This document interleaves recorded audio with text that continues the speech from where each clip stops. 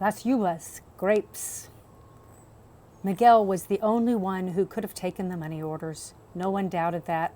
Alfonso apologized to Esperanza, but Mama graciously said that Miguel must have needed the money to get to Northern California.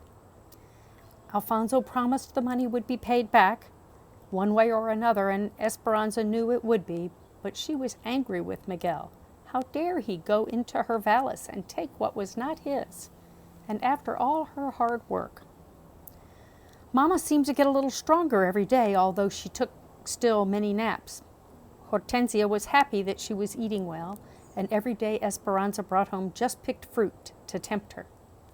A few weeks later, Esperanza stood on the shed dock in the morning and marveled at the peaches, plums, and nectarines that poured into the shed. How will we ever sort them all? She asked. Josefina laughed. One piece at a time, it gets done. They started with the small white clingstone peaches and then the larger yellow Albertas. Mama loved the white peaches, so Esperanza set aside a big bag for her. Then after lunch, they sorted the flaming gold nectarines. Later that afternoon, they would still have to sort a few bushels of plums. Esperanza loved the elephant heart plums. Mottled green on the outside and blood red on the inside, they were tangy and sweet at the same time. She stood in the midsummer sun during her lunch break and ate one, bent over so the juice wouldn't run down her chin. Josefina called to her. Mira, she said, look, there's Alfonso. What is he doing here? Alfonso was talking to one of the supervisors. He had never left the fields in the middle of the day and come to the sheds. Something must be wrong, said Esperanza. Maybe it's the babies, said Josefina, and she hurried toward him. Esperanza could see them talking and slowly began walking toward them, leaving the line of women and the stacks of lugs and plums. She tried to read from Josefina's expressions whether something was wrong. Then Josefina turned to look at her. Esperanza felt the blood drain from her face, and she suddenly knew why Alfonso was here. It had to be Mama. The doctor had said she could have a relapse. Something must have happened to her. Esperanza suddenly felt weak, but she kept walking. Is it Mama? No, I didn't mean to alarm you, Esperanza, but I need you to come with me. Hortensia is in the truck. But it's so early. It's okay. I talked to the supervisor. She followed him to the truck. Hortensia was waiting inside. We got a message from Miguel, she said. We are to meet him at the bus station in Bakersfield at 3 o'clock. He said he is coming from Los Angeles and that we should bring you. That's all we know. But why would he want me to come? Asked Esperanza. I can only hope that it's to apologize for his actions, said Hortensia.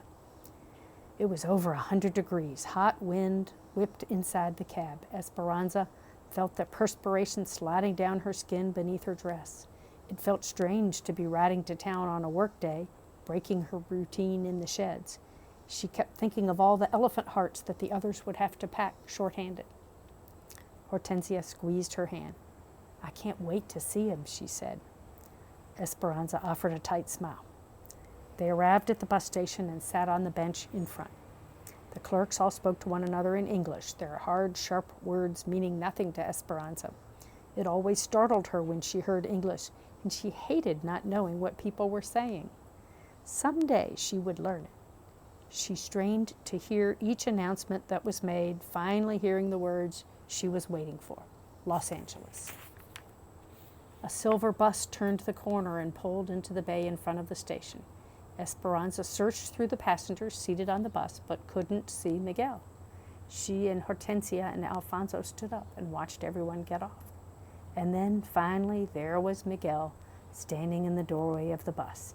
He looked tired and rumpled, but when he saw his parents, he jumped from the steps, grabbing his mother and hugging her, then his father, clapping him on the back. He looked at Esperanza and smiled.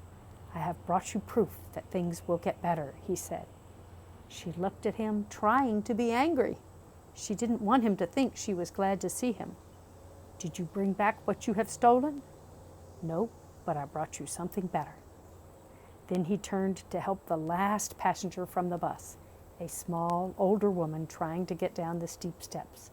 The sun, reflecting off the shiny bus, glinted in Esperanza's eyes. She shaded them with her hand, trying to imagine what Miguel was talking about. For a moment, she saw un fantasma, a ghost of Abuelita, walking toward her, with one arm reaching out to her and the other pressing on a wooden cane. Esperanza, said the ghost. She heard Hortensia suck in her breath. Suddenly, Esperanza knew that her eyes were not deceiving her. Her throat tightened and she felt as if she couldn't move. Abuelita came closer. She was small and wrinkled, with wisps of white hair falling out of her bun at the back of her head. Her clothes looked mussed from travel, but she had her same white lace handkerchief tucked into the sleeve of her dress, and her eyes brimmed with tears. Esperanza tried to say her name, but couldn't. Her throat was cramping from her emotions. She could only reach out for her grandmother and bury her head in the familiar smell of face powder, garlic, and peppermint. Abuelita, Abuelita, she cried. Aquí estoy. I am here, mi nieta. How I have missed you.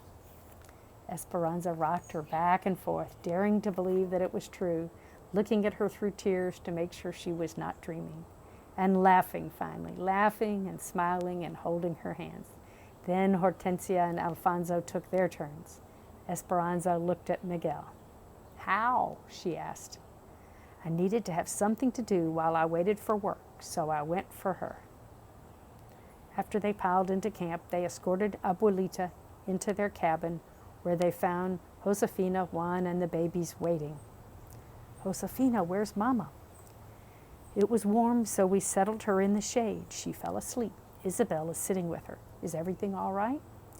Hortensia introduced Abuelita to Juan and Josefina, whose faces lit up. Esperanza then watched her grandmother look around the tiny room that now held pieces of their new life. Isabel's pictures on the wall, a bowl of peaches on the table, the baby's toys underfoot, Papa's roses in a coffee can.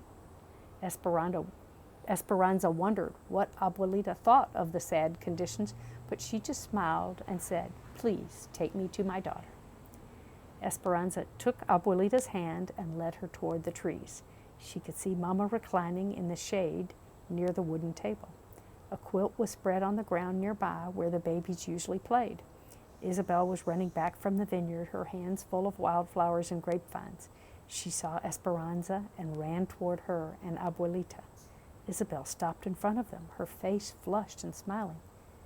Isabel, this is Abuelita. Isabel's eyes widened and her mouth popped open in surprise.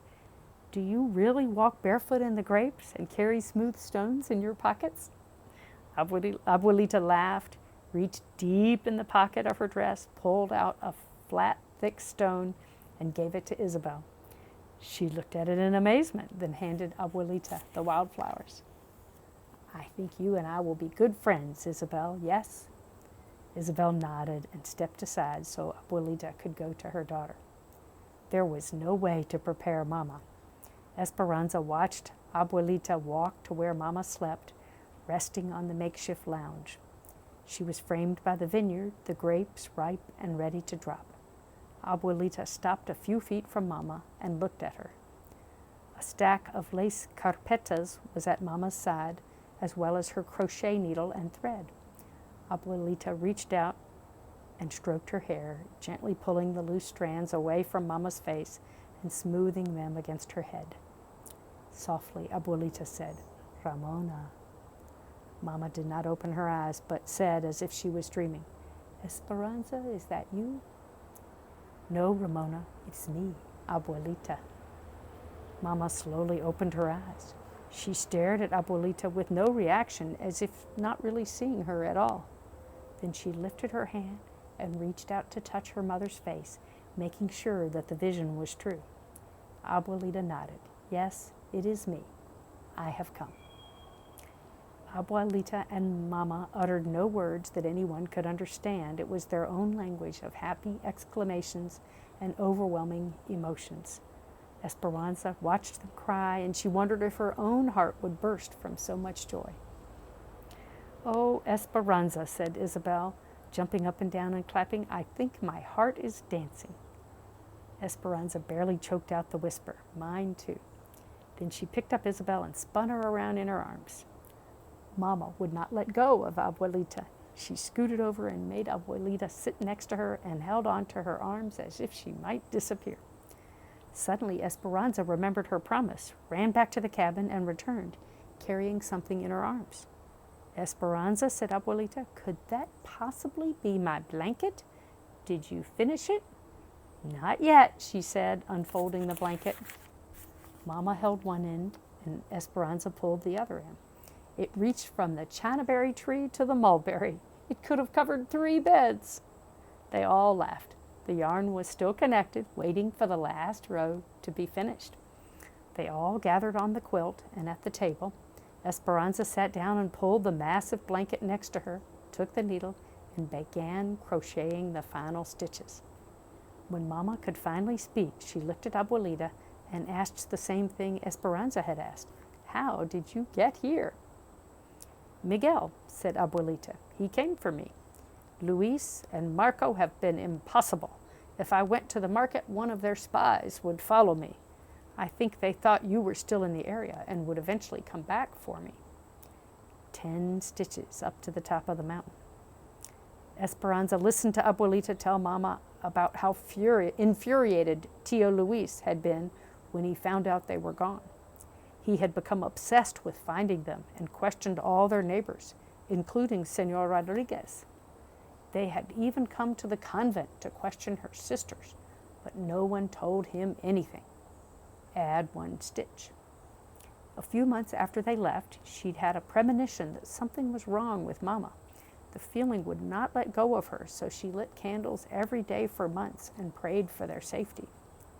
9 stitches down to the bottom of the valley. Then one day, when she had almost given up hope, she found an injured bird in the garden that she did not think would fly again.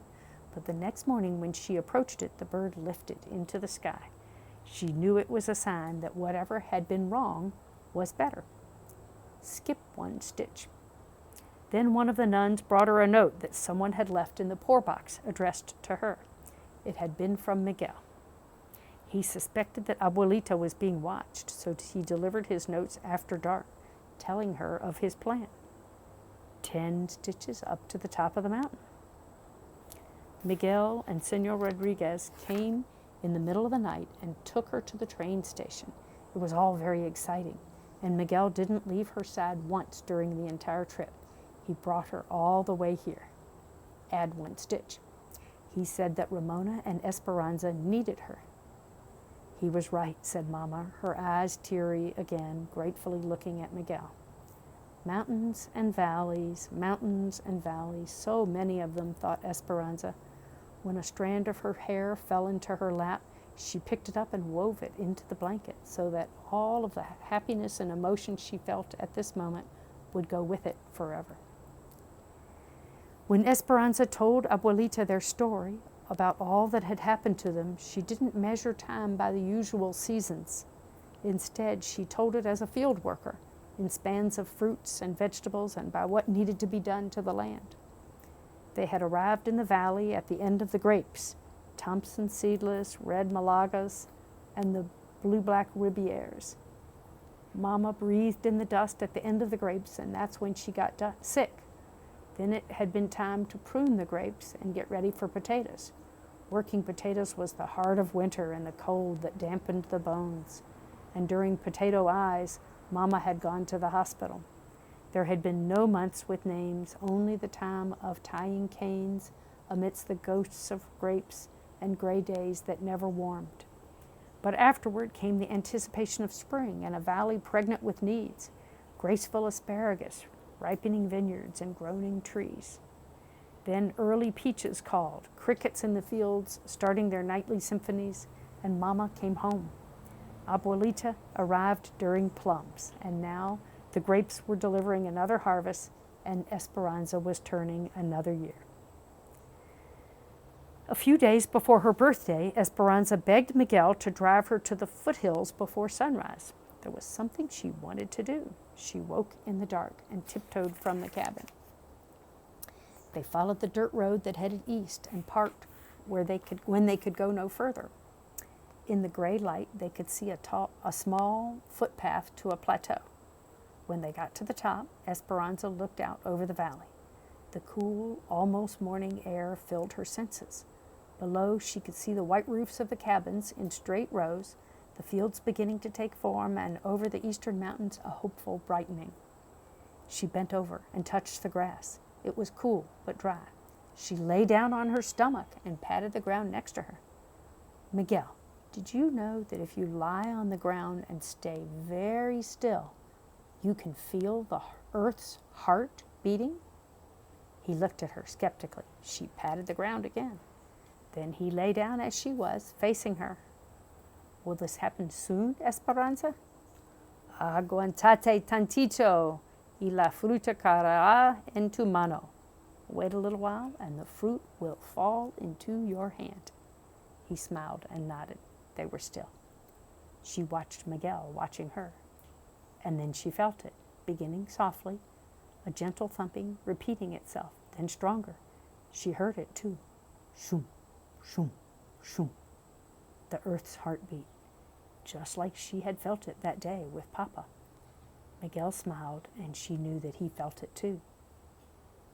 The sun peeked over the rim of a distant ridge, bursting the dawn onto the waiting fields. She felt its warmth washing over her and turned on her back and faced the sky, staring into the clouds now tinged with pink and orange. As the sun rose, Esperanza began to feel as if she rose with it, floating again, like that day on the mountain when she first arrived in the valley. She closed her eyes, and this time she did not careen out of control. Instead, she glided above the earth, unafraid. She let herself be lifted into the sky, and she knew that she would not slip away. She knew that she would never lose Papa or El Rancho de las Rosas or Abuelita or Mama, no matter what happened. It was as Carmen, the egg woman, had said on the train. She had her family, a garden full of roses, her faith, and the memories of those who had gone before her. But now she had even more than that, and she carried it up as on the wings of the phoenix. She soared with the anticipation of dreams she never knew she could have, of learning English, of supporting her family, of someday buying a tiny house. Miguel had been right about never giving up, and she had been right too about rising above those who held them down. She hovered high above the valley, its basin surrounded by the mountains. She swooped over Papa's rose blooms, buoyed by rose hips that remembered all the beauty they had seen. She waved at Isabel and Abuelita walking barefoot in the vineyards, wearing grapevine wreaths in their hair. She saw Mama sitting on a blanket, a cacophony of color that covered an acre in zigzag rows. She saw Marta and her mother walking in an almond grove, holding hands. Then she flew over a river, a thrusting torrent that cut through the mountains. And there, in the middle of the wilderness, was a girl in a blue silk dress and a boy with his hair slicked down, eating mangoes on a stick, carved to look like exotic flowers, sitting on a grassy bank on the same side of the river. Esperanza reached for Miguel's hand and found it, and even though her mind was soaring to infinite possibilities, his touch held her heart to the earth. Estas son las mañanitas que cantaba el rey David a las muchachas bonitas. Se las cantamos aquí. Despierta, mi bien, despierta. Mira que ya amaneció. Ya los pajaritos cantan. La luna ya se metió. These are the morning songs which King David used to sing to all the pretty girls. We sing them here to you. Awake, my beloved, awake. See, it is already dawn. The birds are already singing. The moon has already gone. On the morning of her birthday, Esperanza heard the voices coming from outside her window. She could pick out Miguel's, Alfonso's, and Juan's. She sat up in bed and listened and smiled. Esperanza lifted the curtain. Isabel came over to her bed and looked out with her, clutching her doll. They both blew kisses to the men who sang the birthday song. Then Esperanza waved them inside, not to open gifts, but because she could already smell coffee coming from the kitchen. They gathered for breakfast. Mama and Abuelita, Hortensia and Alfonso, Josefina and Juan, the babies and Isabel. Irene and Melina came too, with their family, and Miguel. It wasn't exactly like the birthdays of her past, but it would still be a celebration under the mulberry and chanaberry trees with newborn roses from Papa's garden. Although there were no papayas, there was cantaloupe, lime, and coconut salad, and machacha burritos topped with lots of laughter and teasing. At the end of the meal, Josefina brought out a flan de almendras, Esperanza's favorite, and they sang the birthday song to her again. Isabel sat next to Abuelita at the wooden table. They each held croquet hooks and a skein of yarn. Now watch, Isabel. 10 stitches up to the top of the mountain. Abuelita demonstrated, and Isabel carefully copied her movements. The needle rocked awkwardly, and at the end of her beginning rows, Isabel held up her work to show Esperanza. Mine is all crooked. Esperanza smiled and reached over and gently pulled the yarn, unraveling the uneven stitches. Then she looked into Isabel's trusting eyes and said, "Do not ever be afraid to start over." And that is the end of the chapter.